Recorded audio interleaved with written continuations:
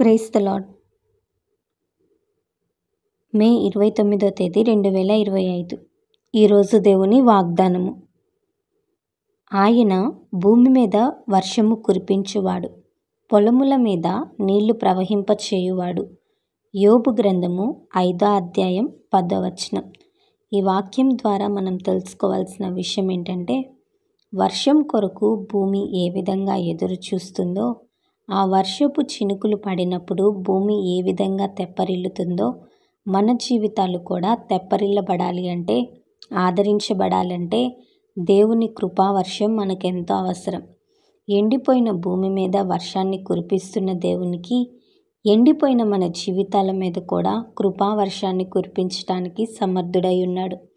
ఈరోజు ఈ వాక్యం వింటున్న నీ జీవితం కూడా ఎండిపోయిన స్థితిలో ఉందా? నీటి చుక్క కోసం, ఆదరణ కోసం తపిస్తున్నావా? అయితే నీ దేవుడు నీ మీద వర్షాన్ని కురిపిస్తున్నాడు. నీ మీద ఆశీర్వాదపు జల్లులను కురిపిస్తున్నాడు.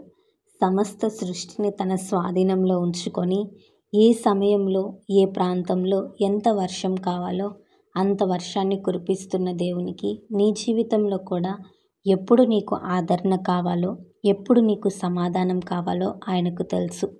సరైన సమయంలో దేవుడు నీకు అనుగ్రహిస్తాడు. రాహాబు జీవితం కూడా ఎండిపోయింది. పాపము చేత, భయంకరమైన వృత్తి చేత, లోక సంబంధమైన అనుభవాలతో, పాపపు అనుభవాలతో ఎండిపోయినట్లుగా ఉన్నప్పుడు దేవుని దయావర్షం ఆమె మీద కురిసింది. యెహోషువ పంపించిన వారు ఆమె ఇంట్లోకి చేరడం, యెహోవా దేవుని గురించి వినడం, రక్షణ పొందుకోవడం, నిజమైన ఆనవాలును కోరుకొని ఆమె జీవితం మార్చబడింది.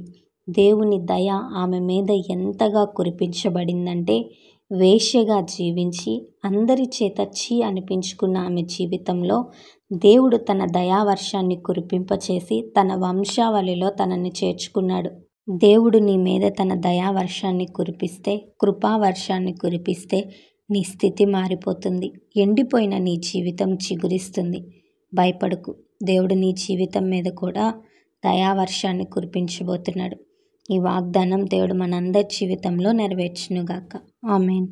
ఈ వీడియో మీకు దీవెనకరంగా, ఆశీర్వాదకరంగా అనిపించినట్లయితే లైక్ చేయండి, షేర్ చేయండి, కామెంట్ చేయండి, సబ్స్క్రైబ్ చేసుకోండి.